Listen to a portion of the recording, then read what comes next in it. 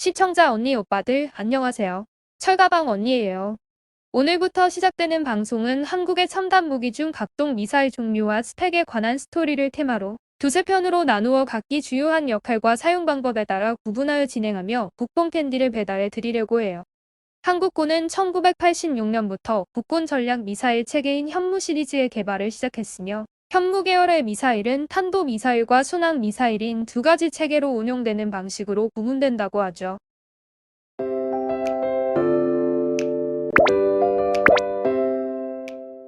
현무 계열 미사일의 탑재 유형으로는 지대지 미사일과 함대지 미사일 및 잠대지 미사일 등 다양한 바리에이션이 존재하며 핵전력이 없는 한국군이 보유한 가장 강력한 수준의 전략 무기로서 북한 및 주변국의 무력 침공에 대한 억제 수단을 위한 가장 핵심적인 무기라고 할 수 있습니다. 한국군은 1986년 현무1을 개발하기 시작하여 2001년 현무2와 현무3 시리즈를 개발하면서 막강한 미사일 전력을 적극적으로 증강시켜 나왔고 2020년에는 현무4 개발을 완료하였고 현재 현무5가 개발 완료되어 시험 발사까지 성공한 상황이며 계속적인 개발을 유지해 나가고 있죠.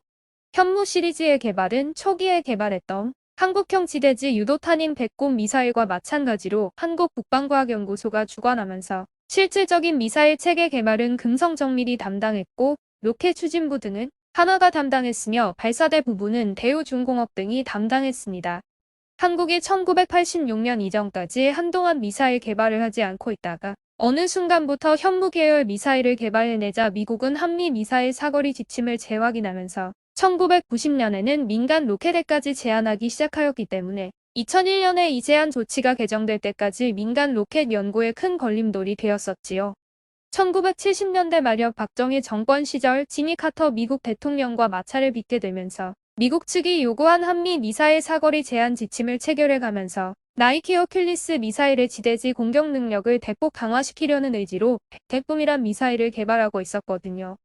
당시 자주국방의 일원으로 미사일 개발에 적극적인 의지를 갖고 있던 박정희 대통령은 1971년 12월 27일 오원철 경제수석을 통해 국방과학연구소에 극비 메모를 전달하는데 그 문서의 내용은 1975년 이전까지 국산화를 목표로 사거리 200km 이내인 유도탄을 개발하라는 것이었고 1978년 9월 26일에 백곰 미사일을 시험 발사를 진행하여 성공했었죠. 미국 의회는 한국이 미사일 개발을 시작한다고 했을 때부터 노골적으로 못마땅한 태도를 보이는 가운데 1978년 개발하던 백곰 미사일이 시험 발사에 성공하자 미국 하원의원 안소니 씨 빌렌스는 1979년 8월 29일에 국무장관 사이러스 번스에게 한국이 아틀라스 센터어 프로그램의 재원, 설계도, 조립 부품 등을 LA의 미국 회사로부터 입수하려고 한다는 편지를 보냈고 또한 한국은 이미 대기권 재도립 시 타지 않는 노즈콘의 재료, 합금, 유도장치를 입수했다고 들었다는 내용을 함께 써 보내며 불쾌해했다고 해요. 한국형 백곰 미사일의 시험 발사에 성공한 후 강한 의지 속에 한창 개발에 열을 올리는 상황에서 쿠데타로 정권을 잡은 전두환은 자기가 쿠데타로 집권하였기 때문에 정당성을 내세울 명분이 없자 그 상황을 어떻게든 풀어나가기 위해 미국과 불화의 씨가 되었던 박정희 정권 때 형성된 미사일 개발 사업을 앞뒤 가리지 않고 깨끗하게 날려버리며 관련 연구원들도 전부 잘라버리는 일이 벌어졌죠. 그러나 북한이 아웅산 묘소 폭탄 테러를 감행하자 전두환은 한국군의 북한을 위협할 무기가 전혀 없다는 것을 뼈저리게 인식하기 시작하며 자신이 흔들어버렸던 백곰 미사일 개발을 후속 사업으로 준비해 나가던 계획을 다시 끄집어내어 개발을 지속하도록 지시함으로써 개발된 지대지 미사일이 현무였습니다. 이처럼 여러가지 우여곡절을 겪은 끝에 개발된 미사일 현무1은 단거리 탄도 미사일이었고 사거리는 180km의 탄도 총중량은 0.5톤이었으며 현재는 전량 폐역하여 이미 한국군에는 존재하지 않는 미사일이 됐죠. 과거 1971년 12월 27일 박정희 대통령의 개발 의지로 사거리 200km 이내의 미사일 개발 지시로 시작되어 1986년 현무1을 성공적으로 개발한 다음 금성정밀에서 곧바로 양산을 시작하여 1987년에는 실전 매치를 시작했고 곧이어 한국의 미사일 개발이 썩 즐겁지 않았던 미국 주도로 만들어진 미사일 기술 통제 체제의 33번째로 가입하게 되었습니다. 한국국방연구소는 현무1의 개발 성공에 이어 1993년 6월 4일에 1단 고체 연료 로켓인 과학로켓 1호 KSR-1 개발에 성공하여 발사했는데 탄도 미사일로 사용되면 200kg의 탄두를 싣고서 150km 정도의 사거리가 되지만 유도 장치가 없어 전용이 불가능한 것이었다고 해요. KSR-1을 성공리에 발사한 후 1997년이 되었을 때 과학로켓 2호 KSR-2를 개발하여 발사했는데 제인즈 스트러티직 웨펀즈 시스템즈는 미확인 보고서는 KSR-2가 사거리 100km에서 900km 정도의 탄도 미사일로 전용될 수 있을 것으로 추측한다는 보도를 내보냈었죠. 1987년 미국 주도의 미사일 기술 통제 체제가 만들어져 자유스러운 미사일 개발에 걸림돌이 된 상황에서도 국방과학연구소 연구원들은 이런 조치에 신경 쓰지 않고 곧바로 다음 단계 미사일 개발에 적극적인 자세로 몰두하는 가운데 한때 쿠데타 성공으로 정권을 잡은 전두환에 의해 그 의지가 흔들리기도 했었지만 역시 한민족의 끈질기고 무너질 줄 모르는 근성은 곧 모든 것을 정상화시켜가며 개발에 박차를 가하기 시작합니다. 한국군이 비록 미국의 눈치를 보면서도 미사일 개발에 박차를 가하며 빠른 속도로 개발 성과를 올려갈 무렵인 1998년 8월 31일 북한이 한국 등 주변국을 놀라게 하는 사건을 일으켰는데 그것은 한국의 첨단 무기 개발에 대한 우려 때문에 어려운 경제 상황에서도 미사일 개발을 시도해 완성한 대포동 1호를 발사한 것이었습니다. 또한 1998년 당시 북한의 대포동 1호를 발사하는 사건 외에 또 하나의 중요한 사건은 미국의 첩보위성이 한국 정부가 미국 쪽에 일체 통보하지 않고 비밀리에 개발한 로켓 추진체 시험용 시설을 찾아내기도 한 일이었죠.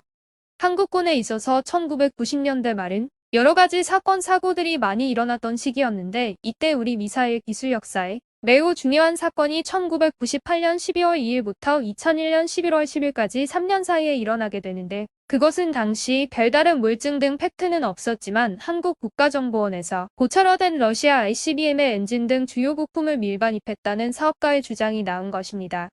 이 일은 한동안 세간의 팩트는 없고 상상 정도에 지나지 않는 단지 소설 같은 이야깃거리로만 돌아다니며 당시로서는 가능성을 점치기 어려운 정도의 일로 받아들여졌던 미궁의 사건이었지만 2011년 모 신문사에서 국정원이 1998년부터 2001년 11월 10일까지 3년간 러시아 ICBM에서 사용되는 SS-18, SS-19, SS-25 3개의 엔진을 고철로 밀반입하는 데 성공했다고 보도합니다. 이러한 보도를 사실로 뒷받침하듯 2012년 1월 시사저널에서는 당시 밀반입된 러시아의 중요 엔진들을 역분해하여 분석을 진행했다는 보도를 하게 되죠. 그렇다면 한국이 자체 개발에 성공한 현무 시리즈의 가장 중요한 부분인 추진체가 실상 자체 개발된 것이 아니라 짝퉁 천재들인 중국이 미군의 F-35를 베껴 J-35를 만들고 자체 개발한 것이라고 떠들어댄 것과 무슨 차이가 있냐는 소리를 할 수도 있는데 사실은 그들이 만들어낸 짝퉁과 우리의 현무 추진체는 개발 방식부터가 다르죠. 사실 당시 한국 국가정보원에서 정보라인을 동원하여 비밀리에 러시아의 ICBM 엔진들인 SS-18, SS-19, SS-25 엔진들을 고철로 밀반입한 것이 사실인지 만들어진 소설 같은 이야기인지는 정확히 알 수 없지만 확실한 것은 그 엔진을 역분해해가며 뭔가 우리에겐 없었던 기술을 건졌다면 그것을 놓고 현무의 추진체를 그대로 베껴낸 것이라고 할 수는 없다는 것이죠. 물론 새로운 추진체의 기술 노하우를 들여다볼 수 있는 여건이 되기는 했었겠지만 그렇다고 몰래 확보하거나 훔쳐온 기술 등을 내부는 물론 겉모양까지 그대로 베껴내 완벽한 짝퉁을 만들 수밖에 없는 수준에 머물고 있는 중국 공산당의 현실과는 진행 과정과 결과가 근본부터 완벽히 다르다는 차이가 있습니다. 한국은 뭔가 새로운 기술이나 노하우를 접하게 되면 그것을 그대로 베껴내는 것이 아니라 부단한 연구와 노력을 기울여 우리들만의 체계와 형식에 맞는 완벽하고 새로운 기술과 그 기술을 사용한 결과물을 만들어내는 것이 중국 공산당은 절대 따라올 수 없는 절대적으로 다른 능력이자 현실적인 문제이지요. 그렇기 때문에 우리가 개발한 현무 계열 미사일 시리즈의 완성품을 놓고 어떤 국가 또는 군사문제 전문가들 누구도 이것에 대하여 짝퉁이니 그대로 베껴 껍데기만 다르게 옮겨 놓은 것이니 하는 부정적인 말이나 빗대어 조롱하는 표현들을 전혀 볼 수 없다는 것이 그 증거인 것이라고 할 수 있죠. 하여간 여러 가지 소문과 사건, 사고 및 폭로 비슷한 일들이 벌어지는 가운데 러시아 로켓인 ICBM 추진체의 기술을 도용했든 우리 기술진의 자체 능력으로 개발에 성공을 했든 간에 2001년 현무2와 현무3 시리즈의 시험 비행과 검증 과정을 거쳐 개발에 성공하며 막강한 미사일 전력을 확보해 세계 국방사의 미사일 강국으로의 접근이 시작되었거든요. 1999년 4월 10일 자체 개발한 현무2 미사일을 시험 발사했음을 알리는 자리에서 대한민국 국방부의 한 고위 간부는 국방과학연구소가 발사한 미사일의 고도는 38km이며 사거리는 40km 이상이라고 밝혔는데 이날 발사한 현무2는 48km밖에 나가지 않았죠. 그러나 이날 48km밖에 날지 못한 이유는 사실 미국과의 관계가 껄끄러워질 것을 의식해 연료를 다 채우지 않았기 때문일 뿐 실제 사거리는 480km 이상인 것으로 미국 정부 관리들은 믿고 있다고 하며, 참고로 이날 개발 완료된 미사일은 과거 1971년 박정희 대통령이 1976년까지 개발하라고 지시했던 모델과 동일했다고 합니다. 당시 개발 완료된 현무2는 A, B, C형인 세 종류로 구분되는데 현무2A형의 사거리는 300km이고 탄두 중량은 1톤으로 현재 실전 배치됐으며, 현무2B형의 사거리는 500km이고 탄두 중량은 역시 1톤이며, 현무2C형의 사거리는 1000km이고 탄두 중량은 A, B형보다 적은 0.5톤이라고 하죠. 현무2와 함께 개발 완료된 현무3는 이론상 4가지 형으로 구분되지만 A, B, C형은 당시 이미 개발 완료된 상황이었고 B형의 경우는 개발 중에 있다고 발표가 되었습니다. 현무3의 A형은 순항 미사일이며 사거리는 500km이고 탄두 총 중량은 0.5톤이며, B형은 사거리가 현무2D형과 같은 1000km이고 탄두의 총 중량은 0.5톤이며 C형의 사거리는 1500km이고 탄두의 총 중량은 역시 0.5톤이라고 하며, B형의 경우 사거리는 3000km를 목표로 하고 있고 탄두의 총 중량은 다른 형과 마찬가지로 0.5톤으로 당시 개발 중이라고 발표되었었죠. 미국은 한국군이 사용해야 할 미사일들을 자신들이 만든 것을 구매하여 사용하길 원했지만 그들이 원하는 것과는 달리 자체 개발을 시작하여 얼마 지나지 않아 시험 발사까지 성공하자 한국의 미사일 개발을 통제하기 위한 수단으로 자신들이 주도하여 설립한 미사일 기술 통제 체제에 가입하도록 요구하여 결국 2001년 3월 26일에 33번째로 가입합니다. 한국이 가입한 MTCR의 제재 한도를 보면 탄도 미사일은 사거리를 300km 이하로 하고 탄도 총 중량은 500kg 이하로 제한하지만 순항 미사일의 경우는 탄도의 총 중량을 500kg 이하로만 할 것을 요구할 뿐 사거리 제약은 두지 않았는데, 그렇게 한 이유는 핵탄두를 탑재할 경우에 핵탄두의 최소 중량은 반드시 500kg 이상이어야 하기 때문에 이러한 제약을 만든 것이죠. 이러한 제재 형국에서도 흔들림 없이 현무 시리즈를 개발해 나가고 결국 성공하며 한국 국군 관계자는 2004년 10월 8일에 사거리 300km인 현무의 A형 미사일을 전방 모 부대 등에 100여 기 이상 실전 배치한 상태라고 설명했고, 2006년 7월부터는 이 A형 미사일을 전면적으로 실전 배치한 다음 2009년에 들어서는 사거리 500km인 현무 2B형 미사일을 중부 미사일 기지와 동부 미사일 기지에 실전 배치하게 됩니다. 현무 2B형 미사일을 전면적으로 실전 배치를 마친 한국군의 미사일에 대한 규제가 2012년 10월 7일 개정됨으로써 탄도 미사일의 탄두 중량은 300kg에서 500kg으로 늘릴 수 있게 되었고 사거리 역시 500km에서 800km로 늘릴 수 있게 되었습니다.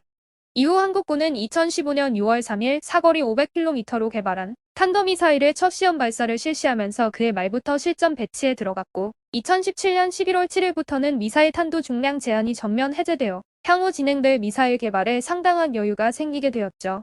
한국군은 2012년 4월 19일 현무 2 미사일을 최초 공개한 후 2025년 전면 실전 배치를 마친 다음 2017년 한미 간 미사일 사거리에 대한 지침이 개정되어 상당히 가벼워진 입장에서 현무4의 개발에 착수하는 등 미사일 개발과 그에 따른 여러 가지 무기 체계에 대한 개발에 박차를 가하며 주변의 많은 국가들을 놀라게 하는 2020년대로 들어가게 됩니다. 다음 방송은 오늘 현무3에 이어 현무4의 개발 스토리를 테마로 국뽕 캔디를 배달해 드리도록 할 예정입니다. 오늘 방송은 여기까지입니다. 구독, 좋아요는 콘텐츠 제작하는 데 큰 힘이 됩니다. 시청자 여러분 편안하고 즐거운 생활하세요. 우리나라 좋은 나라, 대한민국 만세. 감사해요 언니 오빠들.